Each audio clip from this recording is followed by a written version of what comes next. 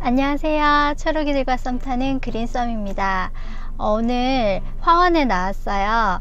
제가 이 채널을 운영하면서 지인들에게 많이 들었던 질문 중에 하나가 이제 집에서 키우기 쉬운 식물 추천해 달라고 한 거였는데요. 요즘에 아파트는 대부분 남향도 있지만 남동향, 남서향, 그리고 베란다가 아예 없이 확장형으로 나온 그런 집들도 되게 많잖아요. 거실에서 키우기 쉬운 식물, 그러니까 빛의 민감도도 그렇게 심하지 않고 물을 어쩌다 과습이 와도, 그리고 어쩌다가 물때를 좀 넣쳐도 잘 죽지 않는 식물, 그리고 공기 정화 능력은 필수고, 이런 애들을 화원에 가서 같이 한번 골라 볼게요.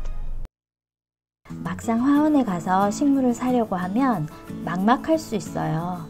도대체 어떤 식물이 공기 정화도 잘하면서 키우기 쉽고 인테리어 효과도 있으면서 싱그러울까? 힌트를 드리자면 식당, 카페, 관공서, 도서관, 병원, 교회 이런 곳에 있는 식물들을 한번 보시는 거예요. 개업한 지 얼마 안 된 곳, 선물 받은 지 얼마 안 된 화분 이런 거 보시면 안 되고, 딱 봐도 좀 연식이 돼 보인다 하는 것들, 그다지 좋지 않은 환경에서도 잘 버티고 살아남아 있는 식물들을 주의 깊게 보시는 거예요. 그 식물들이 바로 키우기 쉬운 식물들이에요. 그런데 그런 애들은 또 예쁘지가 않아요. 막 방치되어 있어서 그렇지, 집에서 관심을 받고 빛도 적당히 쬐어주고 적절한 가지치기도 해주고 바람도 쐬주고 하면 예쁘게 클 수 있어요. 거실에서 키우는 애들은 주로 관엽식물이에요. 잎을 보는 식물이죠. 대부분 이런 애들이 아열대지방, 열대지방에서 온 애들이에요. 사계절 내내 푸른 잎을 볼 수 있고 반음지 정도에서 잘 크는 그런 애들을 볼 거예요.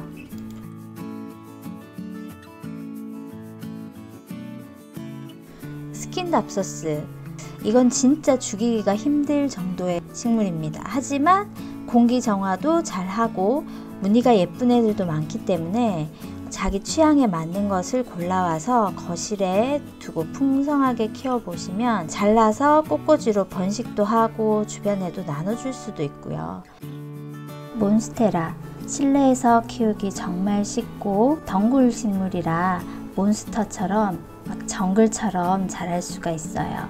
많이들 떠올리시는 것은 델리시오사랑 토에리 종류고요. 오블리쿠아라고 구멍이 나서 좀 작게 크는 종류도 있어요. 스파티필름, 증산작용을 잘하고 수경으로도 잘 키울 수 있어요.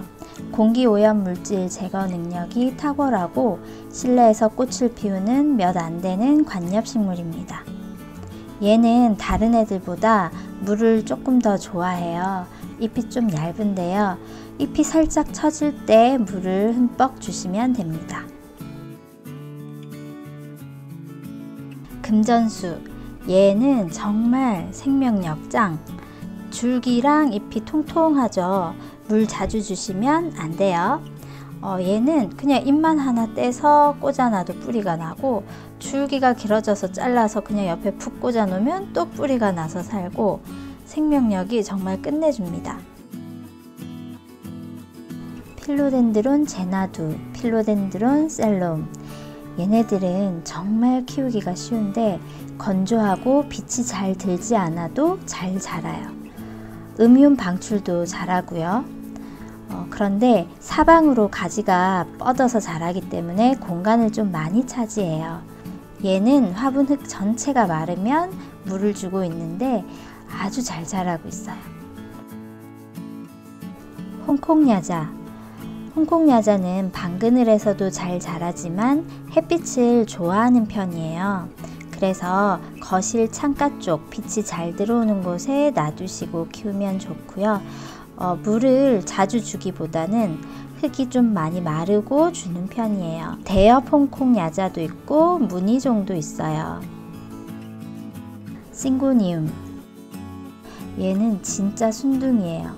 병해충에 아주 강한 편이고요. 게다가 잎도 예뻐요. 종류도 참 다양하고 번식도 잘 되는 편이에요. 테이블 야자, 소형 야자로 생장이 느린 편이에요. 제가 겪은 바로는 야자류 중에서는 제일 키우기 수월하지 않나 싶어요. 아글라오네마, 잎이 화려하고 색감이 강렬한 편이에요. 초록이들 사이에서 포인트가 될 수 있어요.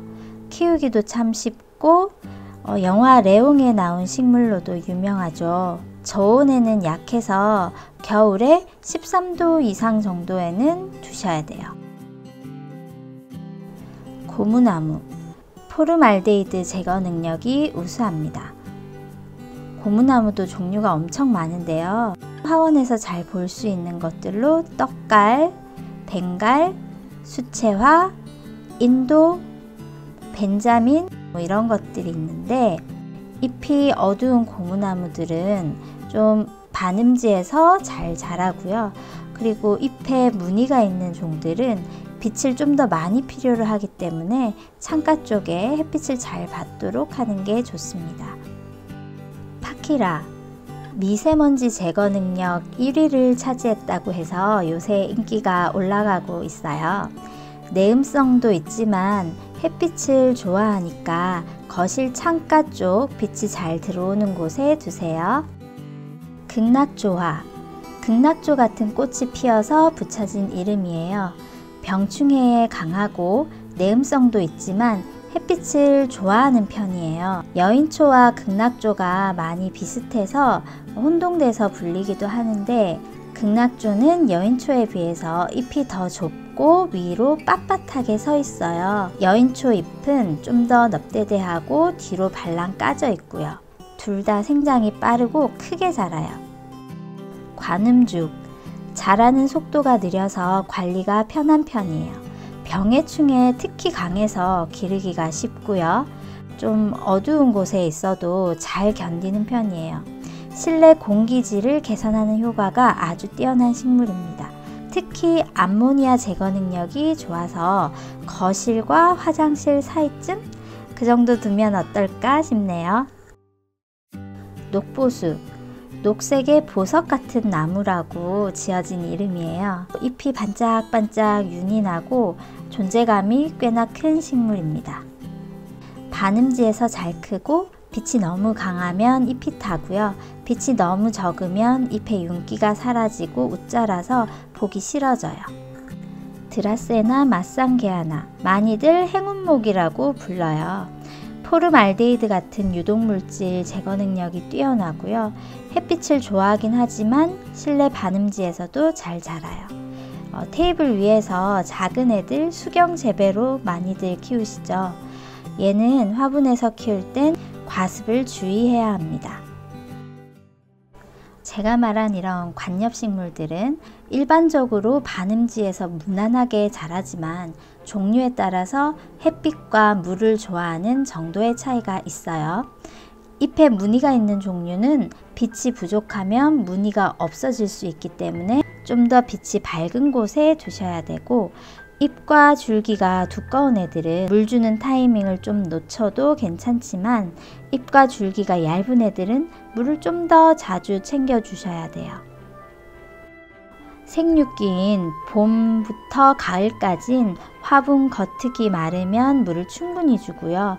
겨울에, 그러니까 온도가 낮아지면 흙을 건조하게 관리해줘야 식물이 견딜 수 있어요. 제 영상에 관엽식물 물주기 방법에 대한 영상이 있는데요. 그것을 보시면 도움이 되실 것 같아요. 통풍이 나쁘고 건조한 환경에서는 해충이 잘 생겨요. 그래서 수시로 환기를 시켜주시고 건조한 계절에는 자주 분무해 주시는 것도 도움이 되겠죠. 공기 오염 물질은 줄여주고 산소와 음이온을 방출하며 실내 습도와 온도를 조절하는 데도 도움을 주는 식물들. 초록이를 보는 것만 해도 스트레스 수치가 낮아지고 알파파가 나온다고 하죠. 여러 관엽식물들로 사계절 내내 싱그러움을 느껴보시길 바랍니다.